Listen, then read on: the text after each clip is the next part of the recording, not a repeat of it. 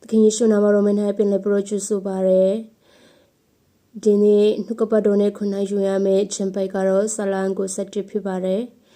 ဆလန်နံပါတ်7အပင်ငယ်တဲ့အမင်းဆုံးသောဖျားအေးကွယ်ကရထံတော်၌နေတို့သည်အနန္တတကုရှင်၏အယုကိုခွေရလိမ့်မည်ထိုရဖျားသည်ငါခုလုံရငါအေးရဲတဲ့ငါကိုစားသောဖျားသခင်ဖြစ်တော်မူ၏ဟုငါပြောဆို၏အကယ်စင်စစ်မှုဆို၏ချက်ကိုနဲ့၎င်းတည်တတ်သောအနာနဲ့၎င်းတင်ကိုကင်းလက်ဆွတော်မူမည်အတုံတော်အမွေနှင့်ဖို့ဥတော်မူ၍အတုံတော်အောက်၌တင်သည်လုံချုံစွာနေရအလင်းမည်တစ္ဆာတော်သည်တင်တဲ့လွှတ်ဖြစ်လိမ့်မည်နိအခါဖြစ်တတ်သောဘီကို၎င်းနိအချင်း၌ပစ်သောမြားကို၎င်းမမိတ်ထင်မှလေတတ်သောဂလနာကို၎င်းမွန်းတဲ့အချင်း၌ဖြစ်စစ်တတ်သော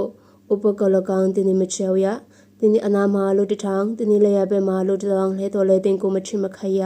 တင်ဒီကိုမစင်းနေချီ၍မတရားသောသူတို့၌ရရသောအပိကုံမယုံမြတ်တာရှိလိမ့်မည်ထောရဖျားသည်ငါကိုစားသောဖျားသခင်ဖြစ်တော်မူ၏ဟု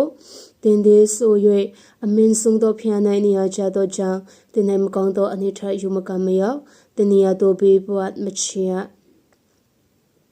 တော်လေးရဲ့၌တင်ကိုဆောင်ရှောက်ဆွချင်းကကောင်းကင်တမန်တို့အားတင်ဖို့မထတော်မူသည်ဖြစ်၍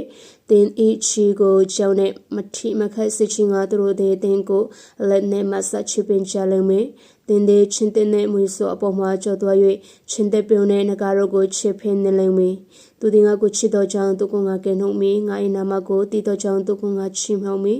သူသည်ငါကိုခေါ်တော့ခါငါထုံးမီဒုက္ခခံရသောအခါသူပဲမှငါနေ၍ချမ်းသာပေးမည်သူ၏ဘုန်းကိုလည်းထင်ရှားစေမည်ရှိသောအသက်နှင့်သူကိုယုံရဲစေ၍ငါ၏ကယ်တင်ခြင်းကြီးစိုးကိုသူအားပြမည်အာမင်ဒေဆလန်နံပါတ်7ကတော့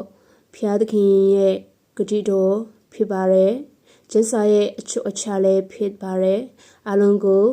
ဖျားရှင်အထူးကောင်းချီးပေးပါစေ